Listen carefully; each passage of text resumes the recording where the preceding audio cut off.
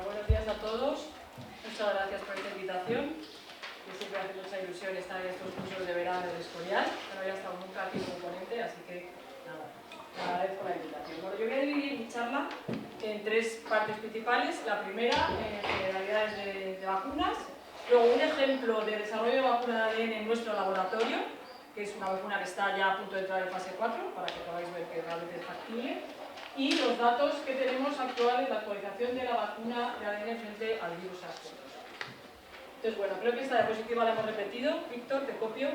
Empezando un poquito ya el doctor Jenner se dio cuenta de que aquellas personas que estaban conviviendo en granjas con vacas que estaban afectadas por la viruela, pues bueno, realmente lo que ha contado Víctor muy bien, pasaba la enfermedad y estaban protegidas. Entonces, ¿qué pasó? Que el doctor Balmis, que por cierto era español, ya con preocupación en la corona española porque había unos casos de viruela y empezaron ya a preocuparse, le propuso poder hacer esta diseminación de esta vacuna frente a la viruela, que realmente es la única enfermedad infecciosa que se ha erradicado por completo de la Tierra, y se llevó a cabo la primera expedición profiláctica en el mundo.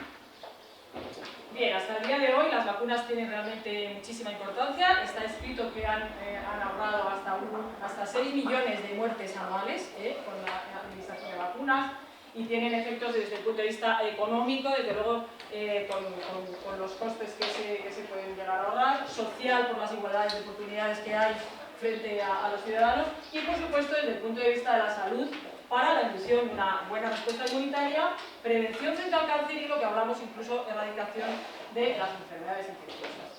¿Qué es una vacuna? Bueno, pues es un preparado de uno o más antígenos de patógenos que se administra deliberadamente para poder conseguir una inmunidad específica, protectora frente a los mismos. Chema ya ha hablado bien de cómo se desarrolla y cómo se lleva a cabo toda la respuesta, bueno, por la presentación de antígenos, por la vía de rechazo clase 2. Estas células presentadoras pueden dar lugar a una respuesta celular con la activación de linfocitos CD8 citotóxicos o las células plasmáticas con la producción de anticuerpos de lo que llamamos la respuesta humoral. Bien, hay muchos tipos de vacunas.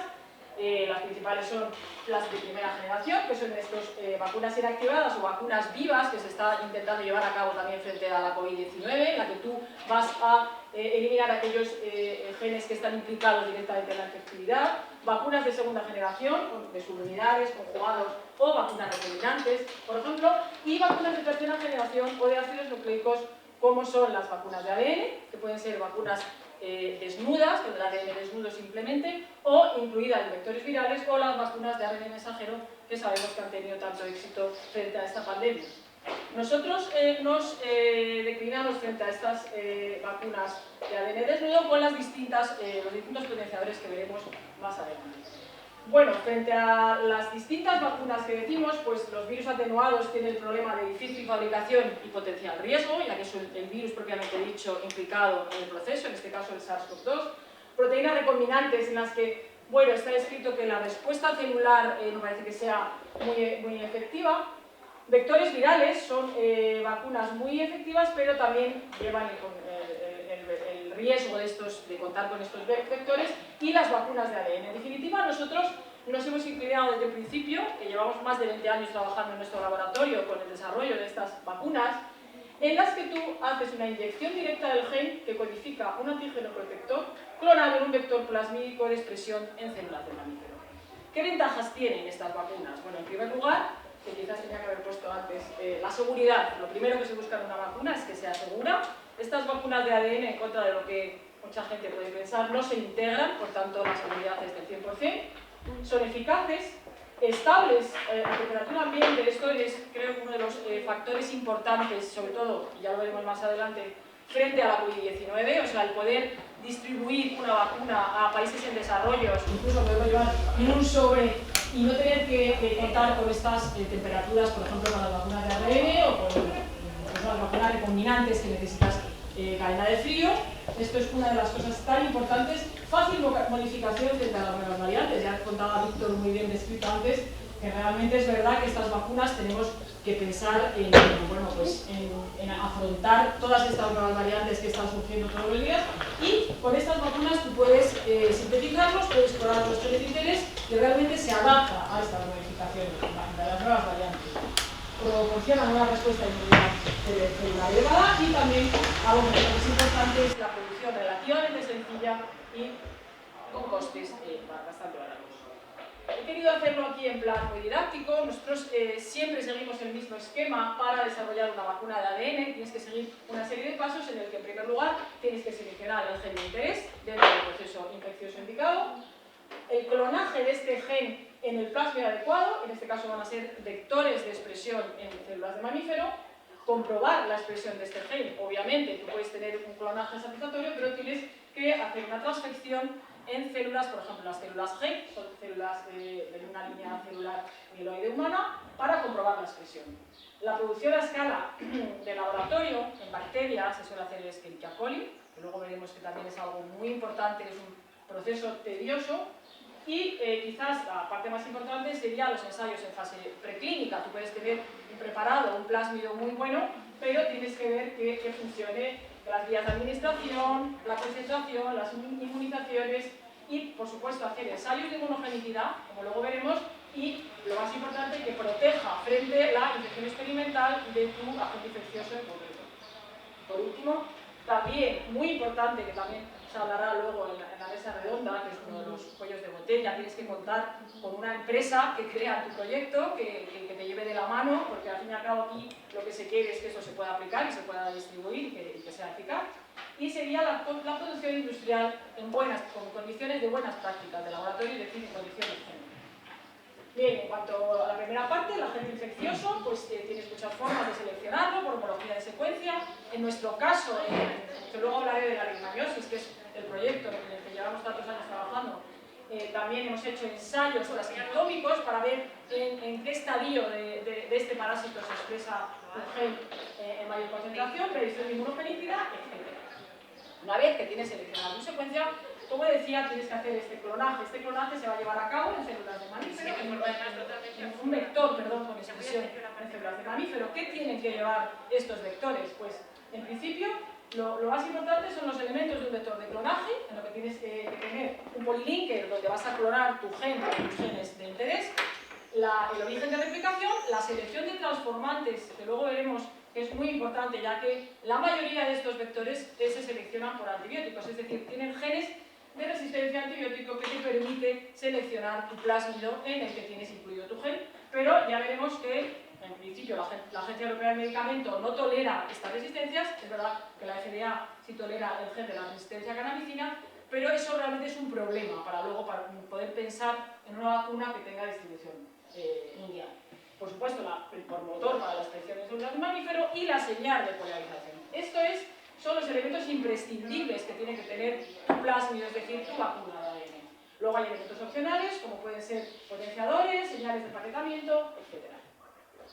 La comprobación de la expresión, como decíamos, necesitas realizar a nivel de laboratorio una transfección con tu plásmido ya, con tu construcción ya hecha. Estos son células G, es una línea celular mieloide, y aquí tú compruebas por Western blot, es decir, vas a poner tus células control, tu plásmido directamente sin el gen de interés, y puedes ver la expresión de tu proteína. Por tanto, estás seguro de que tú, cuando vas a hacer esta inoculación de esta vacuna de ADN, va a poder entrar en la célula y se va a expresar tu gen de interés. También se puede ver por inmunofluorescencia, teniendo el control y con distintos colantes.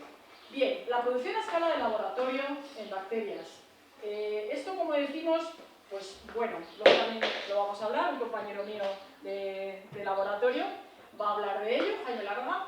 Y bueno, pues tenemos dos etapas muy importantes, que es la etapa de la lisis alcalina y la etapa de la purificación.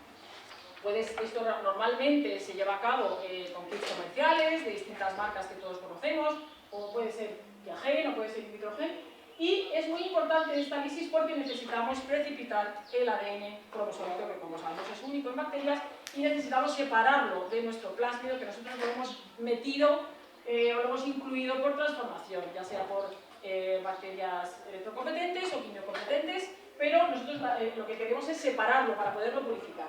Y por supuesto puedes ir desde mini-prep, que es lo que se hace a escala de laboratorio, o incluso a giga-prep, que es lo que hemos estado haciendo nosotros en el laboratorio estos últimos meses para poder llevar a cabo los ensayos de la vacuna frente a la COVID. y que te puedes conseguir hasta unos 10 o 15 miligramos en principio.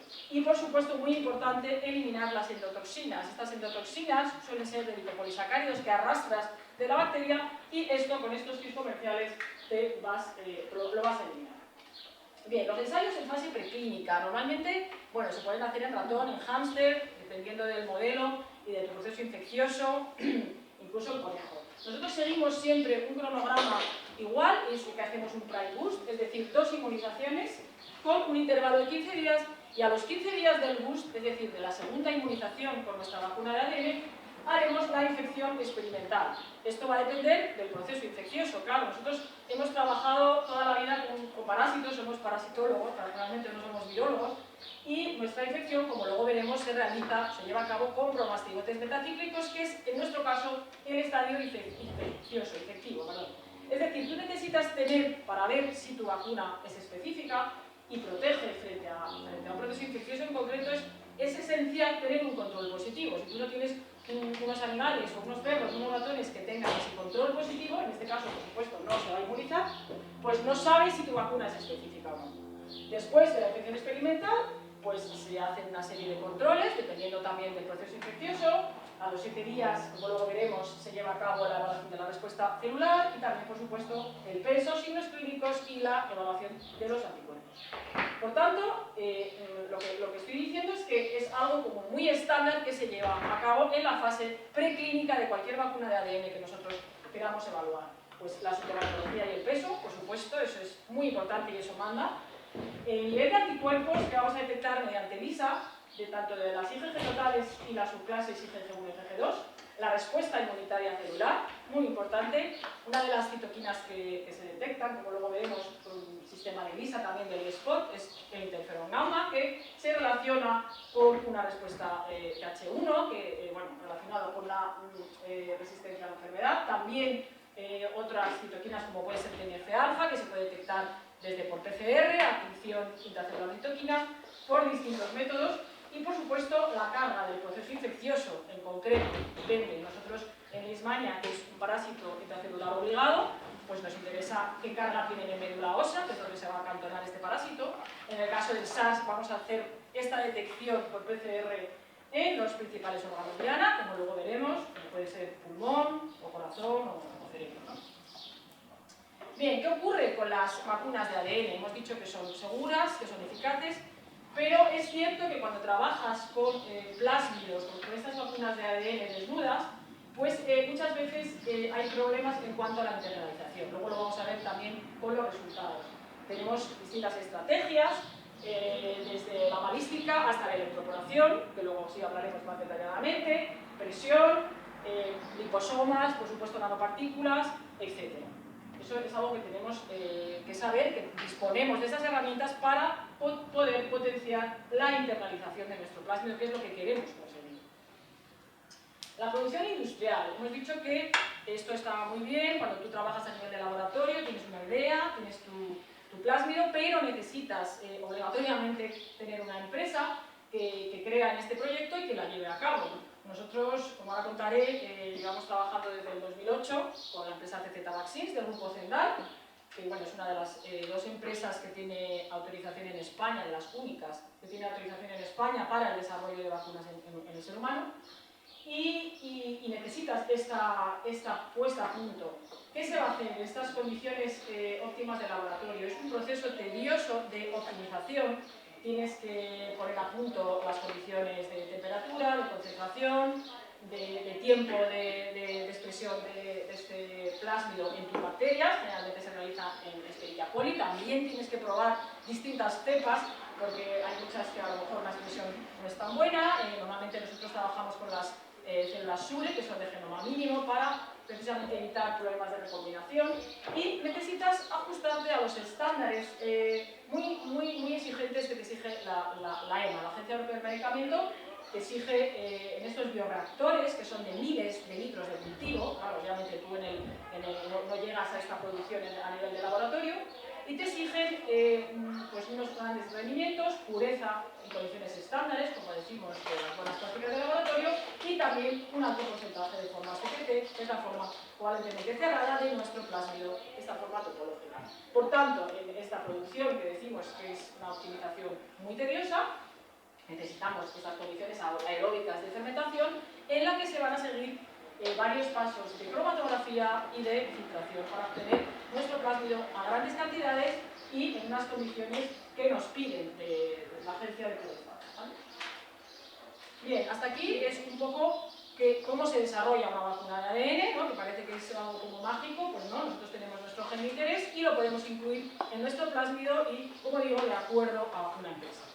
Bien, nosotros un ejemplo del desarrollo de este tipo de vacunas, nosotros en el laboratorio de parasitología molecular y vacunas del profesor Vicente Larraga, del Centro de Investigaciones Biológicas Margarita Salas de Madrid, que vengo aquí con todo mi grupo, pues hace más de 20 años que trabajamos en la leishmaniasis canina. La leishmaniasis canina es una enfermedad crónica de los perros, es endémica en la cuenca mediterránea y además es una zoonosis. Entonces, bueno, para abordar esta enfermedad tenemos dos medidas. Puedes abordar las medidas contra los vectores, ya que se trata de una enfermedad vectorial, o una medida para controlar los reservorios. En la cuenca mediterránea, uno de los principales reservorios es el perro. Por tanto, en España supone un problema de salud pública la leishmaniosis y tenemos dos vías, o sea, tenemos abordarla con tratamientos que son resistentes, que crean muchos efectos secundarios, muchas recaídas, es decir, muchas recidivas de la enfermedad, o bien abordarlo mediante vacunas. Nosotros, como digo, hace ya pues, más de 20 años realmente estamos trabajando en esta vacuna basada en el gen LAC. Es un gen de Leishmania infantum, que es la especie de Leishmania implicada en este proceso, la leishmaniasis canina. Comenzamos trabajando con un régimen homólogo, es decir, en este prime boost que hablábamos antes de las dos inmunizaciones, administrar plásmido-plásmido, en los dos casos, en el prime boost el mismo plásmido, y también se llevó a cabo ensayos administrando la segunda dosis con un vector viral, con un virus vaccinia modificado. Entonces, bueno, estos experimentos son a lo largo de los años, han hecho muchos ensayos, se empezó también con el modelo de ratón, se han publicado varios trabajos. Contamos, y la empresa Zendal, como digo, CZ Vaccines, que mira qué pena, porque estaba el doctor Esteban Rodríguez, que se ha ido ahora de la sala y le hacía especial ilusión, la verdad, contar esto, porque es un proyecto de mucha envergadura, ya digo que llevamos desde el 2008, y bueno, estamos a punto de entrar en fase 4, por tanto, sí es posible sacarla. Y tengo que decir además que vamos a presentar la vacuna en el Congreso Mundial de Leishmaniosis, que es este verano en Cartagena de Indias, por tanto, la verdad, estamos pues muy contentos. Me da pena que no esté ahora mismo para verlo.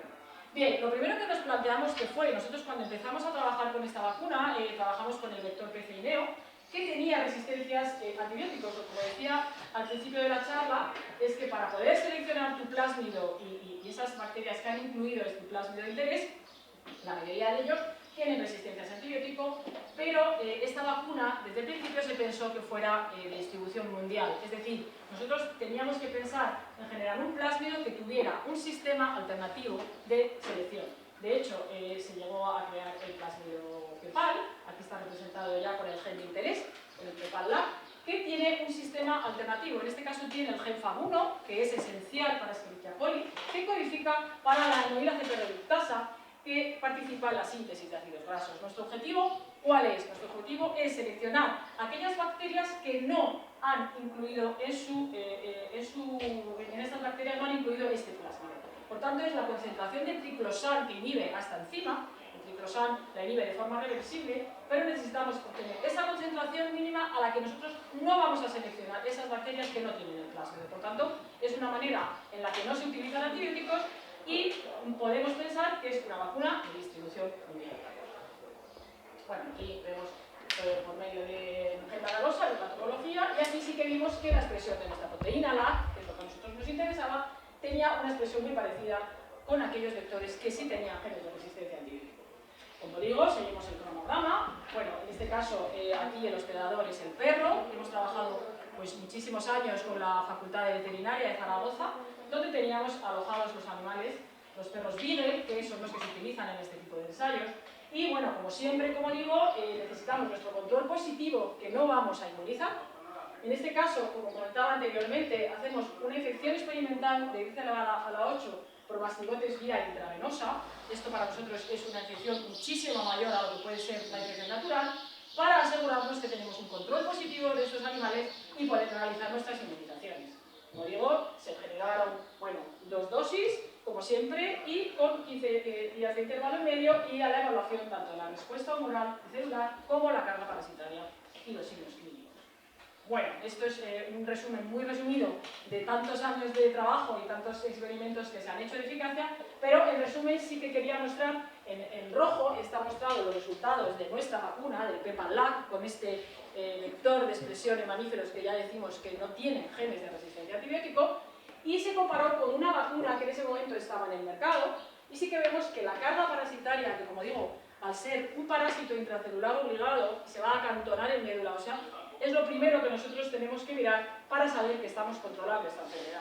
Entonces sí que vemos que los valores son más bajos respecto a esta vacuna, que por cierto retiraron luego del mercado por efectos secundarios, y por supuesto también la producción de interferón gamma. Necesitamos nosotros fomentar e inducir una buena respuesta celular para poder controlar esta enfermedad. En este caso es una vacuna que se administra en 2 dosis y se administra vía intravenosa. Bien, todo esto nos llevó a tener una patente licenciada, patentada en la Unión Europea, en Estados Unidos y en otros 38 países, según el Tratado de Cooperación de Patentes. Y en resumen, pues bueno, hemos obtenido una vacuna frente a un parásito con un 60% de protección. Esto, con los valores que se están manejando ahora frente a la COVID-19, parece que es una protección baja.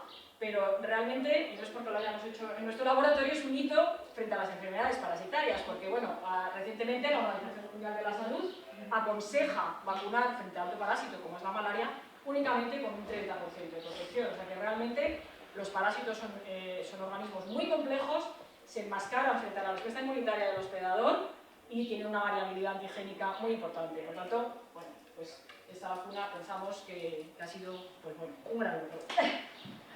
Bien, vamos a centrarnos un poco en la pandemia que nos ocupa, ¿no? Nosotros, como digo, no somos virólogos, somos parasitólogos desde el principio, pero sí que tenemos un bagaje y una experiencia en el desarrollo de las vacunas de ADN, ¿no? Un poco siguiendo el esquema de lo que hablábamos antes, ¿no? ¿Qué nos ha ocurrido? Bueno, pues todos hemos visto que con la globalización ha habido una explosión. O sea, el SARS-CoV-2 se detectó en una ciudad de China, como todos sabéis, en Wuhan, al poco tiempo estaba en Italia y al nada de tiempo estaba ya en nuestro país, como ha descrito estupendamente bien Víctor. Entonces, bueno, pues la Agencia Europea del Medicamento se puso en contacto con nosotros y nos dijo, oye, pues a lo mejor vosotros podéis desarrollar una vacuna frente a este virus. ¿Qué capacidad teníamos nosotros? Pues realmente teníamos ya el plásmido, teníamos la producción industrial, es decir, nosotros le llamamos la plataforma PEPAL, es decir, tienes tu plásmido sin genes de resistencia a antibiótico y además la puesta a punto de esta producción industrial tan importante que tenemos, ¿no? Entonces, bueno, además, por supuesto, contando desde el principio con el grupo de la profesora Rimi Sevilla, que está en la sala, ya que para hacer todos estos experimentos nosotros necesitamos trabajar con virus vivo y hay que trabajar en un laboratorio de seguridad, de S3+, o T3+, que me corrija si es así, y que está en Valdeolmos, y bueno, es un grupo que tiene muchísima experiencia en este tipo de ensayos y hemos podido contar con ellos para la realización de este proyecto. Bueno, os podéis meter en la página de la Organización Mundial de la Salud, es verdad que se queda anticuada todo el rato, te metes en este Netscape y realmente ahora creo que pone pues que hay en fase clínica 166 vacunas y en fase preclínica 198. Creo que estoy ya súper atrasada. O sea, esto es como hace 3 días que hice talla positiva y realmente no tiene nada que ver con lo que supuestamente hay ahora, ¿no? ¿Cuáles han sido las principales vacunas? ¿No? Mucha gente te dice, ay, pero han sido seguras, qué rápido, porque fíjate, realmente vosotros lleváis desde el 2008. Y es verdad, o sea, ha habido una emergencia, que creo que todos los equipos y los grupos científicos se han volcado y se han ido solapando las fases. O sea, que realmente eso es lo que ha ocurrido. No es que no sean seguras o sí, sino que es que ha sido una emergencia sanitaria mundial y por supuesto que son seguras y son muy necesarias. Entonces, bueno, como todos sabéis, las vacunas de ARN mensajero, como Pfizer y Moderna, las que llevan vectores virales, que también lo ha descrito Víctor, AstraZeneca, Sputnik y la de Janssen, incluso la de Sinovac, que son vectores inactivados, el propio coronavirus inactivado, de segunda generación, como son las de Novavax o Sanofi, y las de ADN. Las vacunas de ADN no estaban comercializadas para el ser humano. Sí que en medicina veterinaria ya había alguna comercializada, en concreto en peces, pero estas vacunas pues realmente no se han comercializado nunca. Esta vacuna ¿cómo es? FICOP-19, que es una vacuna india, que es verdad que es de ADN desnudo, y bueno, tiene una protección de un 60% y realmente está ya en fase 4. Bueno, de nuevo estos datos estarán pues anticuados, antiquísimos, muy anticuados se supone, ¿no? Entonces, ¿qué ocurre? En España, casos confirmados, pues más de 12 millones, no creo que eso sea así ya. Fallecidos, pues más de 100.000. Y casos diagnosticados, si os acordáis al principio, cuando estábamos en el confinamiento, no sé si eran, eso me corregirá Víctor, más de 500 o más de, no menos, que digo, más 50, no sé, cuando estábamos todos muertos de miedo con los confinamientos, y ahora yo creo que en Madrid me parece que son 2.000, escuché el otro día. O sea que realmente está completamente disparado. Entonces, desgraciadamente esto no se ha terminado. Pensamos que una vacuna de ADN, en nuestro caso, es muy importante.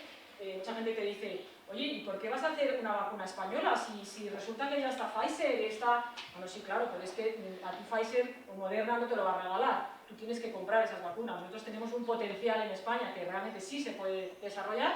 Y en concreto, en el Consejo, en el CSIC, como sabéis, hay 3 proyectos de vacuna, 2 en el Centro Nacional de Biotecnología, en el CNB, y otro en nuestro laboratorio. Y bueno, ahora lo veremos por los datos, realmente es el grupo que está más avanzado en cuanto al desarrollo de la vacuna frente al coronavirus, es el nuestro. Y bueno, pensamos que realmente hace falta una vacuna. ¿Por qué de ADN? Pues bueno, por todos los factores que hemos hablado antes, ¿no? O sea, la aparición de nuevas cepas.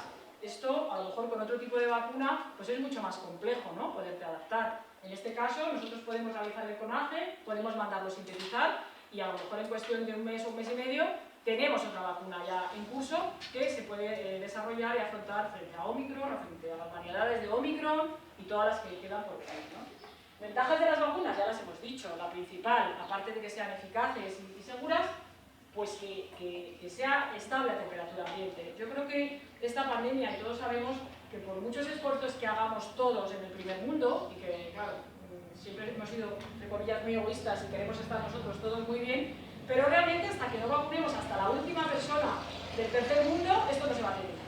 Porque al día siguiente te viene una persona de Kenia o se va una persona a Bangladesh, entonces necesitamos esa distribución. Y esa distribución, pensamos que la vacuna de ADN, aparte de adaptarse a las nuevas cepas, va a estar adaptada para esa distribución, no necesitamos cadena de frío y además nosotros, teniendo esa plataforma, ¿no? PEPAL, de este vector PEPAL que no tiene genes de resistencia al antibiótico y puesta a punto su producción industrial, pues la verdad es que es una apuesta para poder llevarla a cabo, ¿no? Y también, además, bueno, pues que efectivamente da lugar a una elevada respuesta celular. Ha habido trabajos que se han publicado recientemente que también apuntan a que puede ser que eviten la infección, ¿no? Bueno, como digo, entonces la agencia se puso en contacto con nosotros, nosotros también en contacto con el grupo de la profesora Noemí Sevilla del Centro de Sanidad Animal, y empezamos con nuestro desarrollo de la vacuna de ADN frente al SARS-CoV-2, que como ahora veremos, hemos obtenido una fase preclínica que hemos visto que era esencial para el desarrollo de estas vacunas, un 100% de protección en el modelo. Bueno, siguiendo el esquema general, que no me voy a detener, ya voy a ir, pero recordad que era seleccionar el gen y clonarlo, comprobar su expresión, hacer la producción a escala de laboratorio, ensayos en fase preclínica y finalmente la producción con una empresa que te pueda llevarle la vacuna. Bien, en este caso, en el desarrollo de la vacuna frente a la COVID-19, como digo que ya no somos virólogos, pero sí, entre comillas, expertos en el desarrollo de este tipo de vacunas, pensamos en 2 genes. Uno, el gen de la proteína que codifica para la proteína S. ¿Por qué? Pues porque, bueno, la proteína S, como ha escrito bien también Chema y otros ponentes, es la proteína de la espícula, es una proteína grande, se describió que estaba directamente implicada en la infectividad del virus, es decir, interacciona directamente con el receptor ACE2, que es el receptor que está presente en las células de mamífero, y es una proteína con 2 subunidades y se sabe ya que el virus entra en contacto con ese receptor. Por tanto, que nuestra vacuna de ADN llevará el gen que codifica para la proteína S, lo vimos esencial, y también codifica para una proteína estructural, que bueno, no la vamos a revelar, que de momento está bajo patente, Y lo que hicimos fue no clonar los dos genes en el mismo plásmido, sino administrar estas dos dosis, este prime boost, cada uno con su plásmido independiente. Uno que codifica para la S y otro para la proteína estructural. Y por supuesto, siguiendo con nuestra plataforma, nuestro plásmido PEPAL, que ya hemos hablado de él. Y esta es una imagen en la que vemos las distintas formas topológicas de PEPAL-S, dímeros, la forma C y la forma CC. Bien, como sabemos, teníamos que comprobar la expresión por transfección, puedes hacerlo por electroporación, lo puedes hacer por LFP, distintas estrategias, y por Western blot sí que pudimos observar la producción o la expresión de la proteína. Por otro lado, como hemos dicho, la producción a escala de laboratorio, pues bueno, en este caso nosotros probamos distintas cepas de Escherichia coli, se probaron también distintos medios para ver si tenías mayor o menor producción y también mayor concentración de formas CCC. Y en este caso, ya hemos hablado del sistema alternativo que tenemos de producción, que es la utilización del triclosan. También había que hacer pruebas. Nosotros queríamos esa concentración mínima en el que no se seleccionaran aquellas bacterias que no tenían nuestro plasma. Queríamos hacer la selección del nuestro. Entonces, bueno, aquí se cargaron 3 muestras de cada uno, y este tipo de ensayos pues también lleva tiempo, además de llevar a cabo la realización de las gigas, que son procesos todos pues tediosos, ¿no? Bien, bueno, lo más importante, ¿no? Poder decir, vamos a poder probar si nuestra vacuna funciona, es decir, si nuestra vacuna protege, nosotros en concreto, en el modelo de como digo, contamos con el laboratorio del Centro de Sanidad Animal, en el que se puede trabajar con virus vivo, con un laboratorio de seguridad de 3+, en el Centro de Investigación de Sanidad Animal del CISA. ¿Y qué ocurre? Nosotros, para poder trabajar y poder ver si nuestra vacuna es específica frente al SARS-CoV-2, necesitábamos estos ratones humanizados que llamamos a partir de ahora. Estos ratones que son K18HAC2. Lo que ocurre es que un ratón no tiene el receptor AC2, por tanto, hay que trabajar con ratones transgénicos, es decir, hay que introducir este receptor para poder nosotros probar si nuestra vacuna es o no es eficaz. En este tipo de ensayos también hemos seguido nuestro cronograma como siempre, con Prime Boost, con 2 inmunizaciones, por 15 días de intervalo, y a los 15 días se realiza el reto, o el desafío, ¿no? Con nuestro organismo en general. En este caso, la infección, que ya digo, se hace en este tipo de laboratorios, se hace una infección experimental con 10 elevado a la 5 PFU vía intranasal del virus SARS-CoV-2. Esto es una infección letal, y nosotros lo que queremos ver es si nuestra vacuna específica protege o no protege frente al virus. A partir de aquí, pues hay distintas tomas de muestras en distintos días después de la vacunación, y en este tipo de ensayos vamos a ver el peso, los signos clínicos, el nivel de anticuerpos que desarrollan estos animales y, por supuesto, la carga viral. Bien, como digo, y que siguiendo el esquema anterior, se van a hacer, como luego comentaré, ensayos por una parte de inmunogenicidad y ensayos de protección. ¿Por qué ensayos de inmunogenicidad primero? Nosotros vamos a trabajar con ratones wild type, con ratones de 57, que tienen el mismo fondo genético que estos ratones humanizados, pero necesitamos saber si estos animales responden, es decir, si tienen una respuesta inmunitaria, humoral y celular adecuada. Porque, claro, antes de meternos en un experimento de desafío, en un experimento de protección, son experimentos muy complicados, son experimentos muy costosos, y tienes que estar seguro primero si esos ratones, con tu preparado y tu vacuna de ADN, realmente tienes un nivel de anticuerpos y una respuesta celular adecuada. En general, lo que hablábamos, tenemos que evaluar los signos clínicos del peso, el nivel de anticuerpos, como hemos hablado anteriormente, la respuesta celular y, en este caso, la carga del proceso infeccioso, que en este caso es el virus SARS-CoV-2, como lo veremos ahora en los principales órganos diarios. Bueno, claro, nosotros comenzamos diciendo, vale, vamos a utilizar nuestra plataforma PEPAL, vamos a clonar el gen que codifica para la proteína S, como decimos ya cuando nosotros empezamos ya en el año 2020, no sé si fue marzo, un poquito más tarde, julio, por ahí, pues ahí en ese momento ya se sabía lo que era la proteína S, cuál era la patogenia de la enfermedad, por tanto dijimos, bueno, pues vamos a probarla. Vamos a probarla, vamos a ver nuestra producción a nivel de laboratorio, aquí haciendo una gigaprep para obtener concentraciones más altas, obtuvimos un nivel alto de concentración de formas CCC, que la verdad la Agencia Europea de Medicamentos te lo exige, pero nosotros hemos visto con nuestras manos que realmente tienes más o tienes menos formas de CCC la vacuna protege, de la misma forma. Yo entiendo que son muchas exigencias, más exigencias que la medicina veterinaria. En medicina humana pues te exige tener una pureza, tampoco creo que conozcan ellos tanto si esto es una impureza, si son formas extrañas, y realmente en nuestras manos puedes tener más o menos formas de TT dependiendo de lo grandes que sean tus plásmidos, y la protección va a ser similar. Y también, por supuesto, comprobación de tu expresión por Western blot con los anticuerpos adecuados.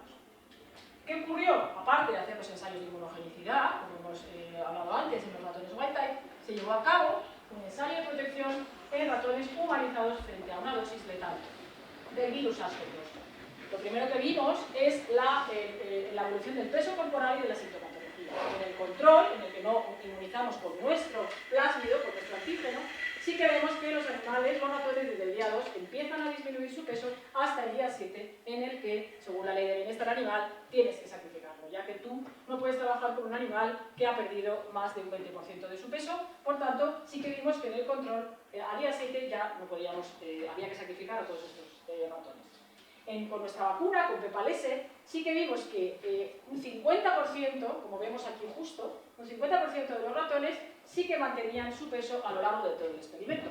En cuanto a la carga viral, también se detectó a distintos días, a día 2, 4 y 7, y a los 15 días del experimento sí que vimos que en los ratones vacunados ya obteníamos CTs en nuestra PCR cuantitativa muy alta, es decir, concentraciones muy bajas de virus, pero ya aquí no podíamos compararlo con nuestro control, ¿no? O sea, sí que en resumen dijimos que esta vacuna con este DNA desnudo protege un 50%. Bueno, un 50%, es verdad que la vacuna india está trabajando con un 60%, pero bueno, realmente nosotros quisimos aumentar este porcentaje de protección.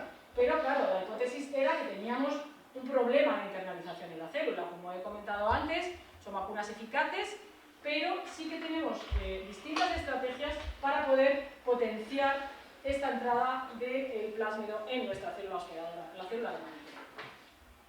¿Qué estrategias tenemos? Pues como hemos comentado anteriormente, desde balística hasta hemos probado también con PEI, que es un polímero, también trabajando con el equipo de la profesora María Valle, también con una protamina.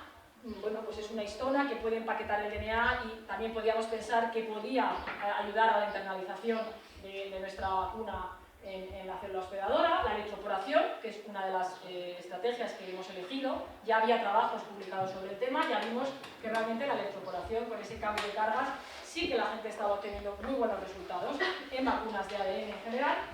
También un sistema nivel free, que bueno, estamos ahora justo, precisamente hoy, haciendo el desafío de estos ratones. Son unos datos preliminares, pero realmente muy prometedores, que también estamos como muy ilusionados. Y por supuesto también nanopartículas, que también el grupo de la profesora María Valle mañana desarrollará. Bien, entonces, ¿qué hicimos? Pues 3 cambios. Por un lado, lo que decimos, llevar a cabo la electroporación. Por otro, llevar a cabo la mutación de los residuos del corte de furina. Sí. Y con esto, ¿qué hacíamos? Poder presentar de forma completa y sin cortes al sistema inmunitario la proteína S. Y también la proteína estructural, ambas clonadas en nuestro vector expresivo. Bien, en primer lugar, hicimos, como hemos dicho, ensayos de inmunogenicidad en ratones wild type, y vimos que en cuanto a la producción de anticuerpos, tanto frente a RBD, el dominio RBD de la proteína S, que es el que se va a unir al receptor AC2, y frente a la proteína S completa, vimos un nivel de anticuerpos en prácticamente todos los animales muy elevados y estadísticamente significativos respecto al control. Nuestras vacunas son el color rojo que mostramos aquí, y también frente a la proteína S. En este caso sí que los niveles de IgG1 son más bajos.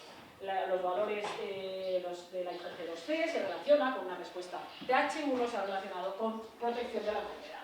También teníamos que saber si estos anticuerpos eran neutralizantes. Para ello, en el Centro de Sanidad Animal se llevaron a cabo ensayos in vitro para ver si realmente neutralizaban o no al virus, y se obtuvieron a los 15 días del experimento valores muy elevados y también estadísticamente significativos. Además, había que ver la respuesta celular. Como digo, en todos los proyectos que se están desarrollando ahora en vacunas, se ve mediante el ELISpot. Es un ELISA que te permite tener tu anticuerpo monoclonal frente a la producción de interferón gamma, y la idea es evaluar el número de clones de esplenocitos productores de interferón gamma, que, como decimos, es una de las citoquinas relacionadas con la respuesta TH1. En este caso sí que vimos que en color rojo, inmunizando con los dos plásmidos inoculando nada más que uno y frente a los péptidos de la proteína S, la protección era mayor. Y también saber que es una dosis dependiente, es decir, nosotros estamos inmunizando con nuestra vacuna con los dos plásmidos, 20 microgramos de cada uno por inyección intramuscular y con electroporación. Y sí que vimos que bajando a 10, a 5 y a 1, y efectivamente era dosis dependiente, con 1 microgramo no teníamos protección. Bueno, esto es un ejemplo para que veáis lo que es una placa de Gris-Spot, de un ejemplo de 5 ratones, en la que se obtienen esta serie de puntos y con 3 réplicas muy parecidos respecto a un mitógeno específico como es la cocaína. Bien, además, se hizo una caracterización profunda con la atención intracelular de citoquinas. A la izquierda vemos un ejemplo de un ratón, tanto de interferón gamma, tanto la producción de CD4 como CD8, sí que vemos la 9 puntos en los animales vacunados respecto al control, y aquí es una representación de todos los animales del estudio, que la producción tanto de CD4 como de CD8 también, interferón gamma, que sabemos aquí que hemos inoculado los dos plásmidos respecto a la inoculación de un plásmido solo, es estadísticamente significativo tanto en la producción de CD4 como de CD8 linfocitos de citotóxicos y también en el caso de la citokina T.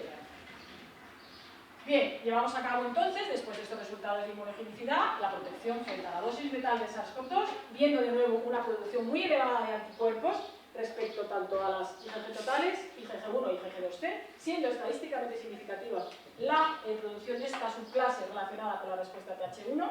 De nuevo, se hicieron los ensayos neutralizantes con prácticamente todos los animales positivos. Y, por supuesto, el peso, en el que vemos en rojo los animales vacunados que mantuvieron el peso durante todos los días del estudio, y los animales control a partir del día 2 y, como decía anteriormente, hasta el 7, que hubo que sacrificarlos. También, en cuanto a signos clínicos, el animal vacunado no mostró signos durante todo el proceso y los animales control con el día 7 con los síntomas muy elevados. Además, se llevó a cabo una PCR cuantitativa para ver las cargas que teníamos del virus y ver los órganos diana, principalmente en pulmón, en corazón y en riñón, y en cerebro. Ya sabemos que en el día 14 los TT son muy elevados, son prácticamente negativos y también apuntando a la negatividad en el día 7. Y lo que se quiso hacer también en el Centro de Sanidad Animal es decir, bueno, tú puedes tener estas PCRs, que eso ha pasado muchas veces en nuestro caso, en las personas, pero esta es una técnica muy sensible que te va a amplificar, pero no está seguro de si un virus o si son restos de virus o qué son, ¿no? Exactamente. Para ello se hizo un ensayo para ver si los virus podían tener la capacidad in vitro de replicar, y sí que vimos que en el caso del corazón y del cerebro había 7 ya no había esta capacidad, y un par de animales que aquí se nos escapan, el pulmón, que puede ser cuestión de dosis. De hecho, tenemos pensado llevar estos experimentos.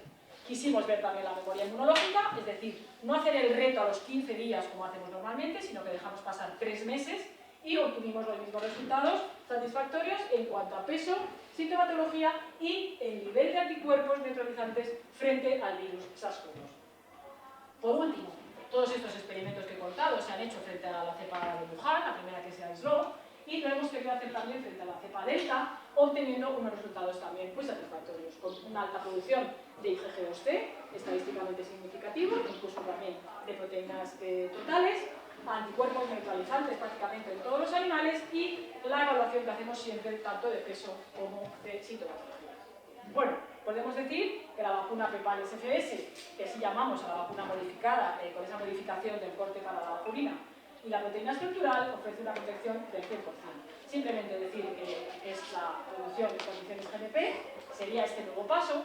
¿En qué punto estamos ahora? Si nosotros queremos llevar esta vacuna con la electroporación, que son los resultados que tenemos ahora, necesitaríamos hacerlo en primates, en las mismas condiciones que pasaríamos a fase 1, pero tenemos ahí un cuello de botella, ya que los primates ahora mismo, que se han criado todos en China, solamente lo tienen las grandes empresas y las grandes universidades americanas. Por tanto, ahora estamos en estos resultados prometedores que hablamos del líder free, que está aceptado, por tanto no necesitaríamos este hospedador. Pasaríamos a las fases de seguridad, con 10 voluntarios, ya cientos, 20.000 o 40.000 personas, y la fase de seguimiento, ¿no? Simplemente decir que frente a nuevas cepas, bacterias, virus, etc., disponemos de esta plataforma, que, como repito, es un plásmidos y resistentes a antibiótico no replicativo, perdón, que se me ha olvidado al principio, que es muy importante, que no se replica en 3 semanas, por tanto es seguro. estable a temperatura ambiente, adaptable a nuevas cepas, de fácil producción, presenta otros contenidos en islas TPG, este genfag1, esencial de Escherichia coli, que puede ser un potencial modulador, inmunomodulador. Y además confiere una respuesta celular elevada. Mi grupo. Bueno, pues este es el grupo del Centro de Investigaciones Biológicas, del Laboratorio de Vacunas y Parasitología Molecular y Vacunas, que estamos aquí todos en la sala. El grupo de la profesora Noemí Sevilla, que saca esta foto que no he encontrado yo otra de vuestra página web, que bueno, está Verónica, está Daniel y bueno, mucha gente que ha intervenido. Y también, por supuesto, de la profesora María Mayer con Mabel y con Daniel. Pues muchísimas gracias.